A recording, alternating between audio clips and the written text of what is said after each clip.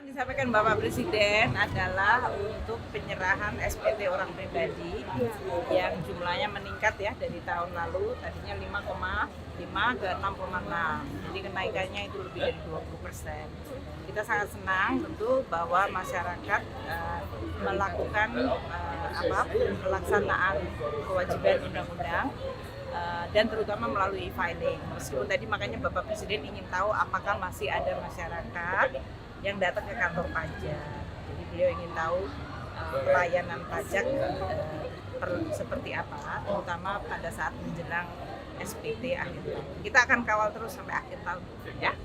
Okay. Untuk penerimaan pajak secara total itu tadi Pak, sampai dengan Februari ya kita naik sekitar 40% dari tahun lalu.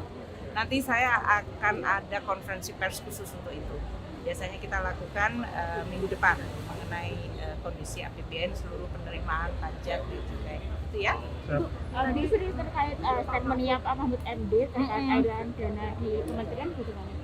Iya, tadi saya juga berkomunikasi sama Pak Mahfud dan Pak Ivan ya dari PPATK. Pertama surat itu baru saya terima tadi pagi, tapi karena saya sedang terbang ke sini jadi saya belum lihat suratnya. Tapi saya sudah scan. Jadi pada dasarnya begini, ada setiap tahun PPATK itu mengirimkan informasi kepada kita mengenai transaksi yang disebut material. Dari 2009 sampai dengan 2022 atau 23 ini ya, itu ada 196 surat yang disampaikan. Sebagian yang sudah kita sampaikan follow up yang dilakukan oleh Inspektorat Jenderal, kita juga sampaikan di situ ada yang dilakukan eksaminasi, ada yang memang kalau kasusnya memang terbukti maka dilakukan hukuman disiplin, ada yang sudah dicopot atau dikeluarkan. Itu semuanya ada statusnya. Menurut Pak Ivan masih ada 70 yang kita perlu untuk memberikan keterangan tambahan, kita akan sampaikan. Jadi saya sampai hari ini karena baru menerima suratnya tadi pagi, jadi saya belum melihat angkanya ya. Mengenai 300 triliun terus terang saya tidak lihat, di dalam surat itu nggak ada angkanya. Jadi saya nggak tahu juga 300 triliun itu dari mana angkanya. Nanti saya akan kalau kembali lagi ke Jakarta, saya akan bicara lagi dengan Pak Mahfud dan juga Pak Ivan, angkanya itu dari mana. Sehingga saya juga bisa punya informasi yang sama dengan Anda semuanya, media dan masyarakat.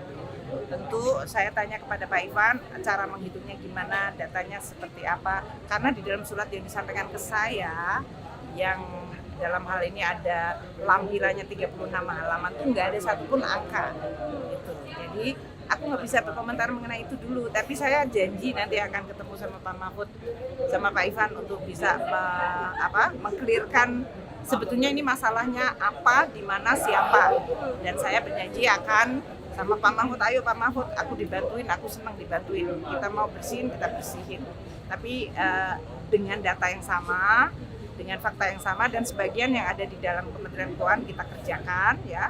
Seperti kemarin kita melihat saudara Rafael Alun mengenai LHKPN, kemudian ketidakpatuhan, ya kita lakukan hukuman disiplin. Data-data yang kita miliki kita share juga dengan KPK sehingga dari sisi penegakan hukum tetap dilakukan. Jadi kan ada pembagian tugas ya dari kami, dari sisi ASN dan kemudian dari sisi penegakan hukum.